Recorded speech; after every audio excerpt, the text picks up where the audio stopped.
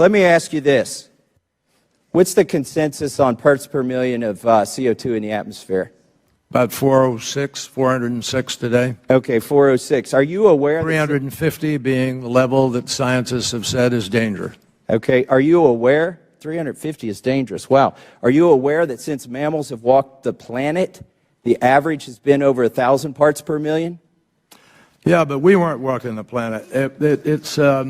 Let me just share with you that we now know that definitively at no point during the past 800,000 years has atmospheric CO2 been as high as it is today. The reason you chose 800,000 years ago is because for 200 million years before that, it was greater than it is today.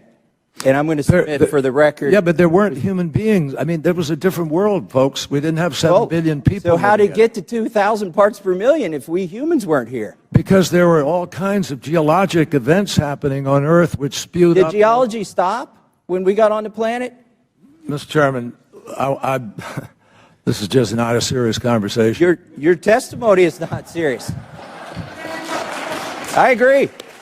For decades, ranchers and beef producers have been targeted by environmental and animal extremist groups. Their newest tactic is to proliferate the false claim that cows and other ruminant animals are causing climate change, or worse for the environment than even, say, cars or factories, things like that.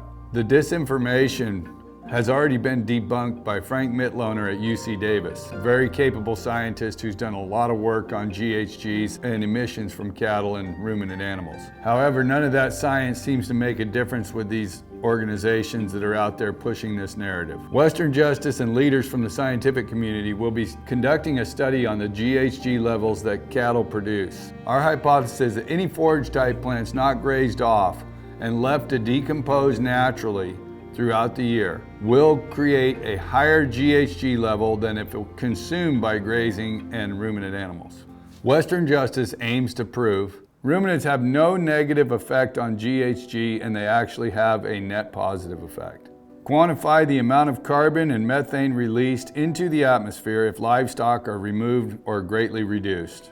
Quantify the carbon and methane released into the atmosphere by the increased plant matter that will exist once livestock are removed from grazing. Folks, we need your help. We need to be able to fund this study. It's going to cost about $2 million. The equipment alone is over $1 million. It's a very small cost on a scientific study of this nature. This thing is going to upend a multi-trillion-dollar a year industry. Think about who we're up against. We're up against Al Gore, John Kerry, Bill Gates. All of these people who are on this climate agenda, they're all making money off of carbon credits. They are all out there helping to perpetuate this lie. And cow farts are not worse than automobiles. And that's the narrative that they're using right now, that cows are worse for the environment than anything out there. So we need to change that narrative. We need to back it up with science. We need you, the people, behind this campaign. To donate to the grazing study, visit Western Justice's Rural America in Action platform by clicking on the link in the post description.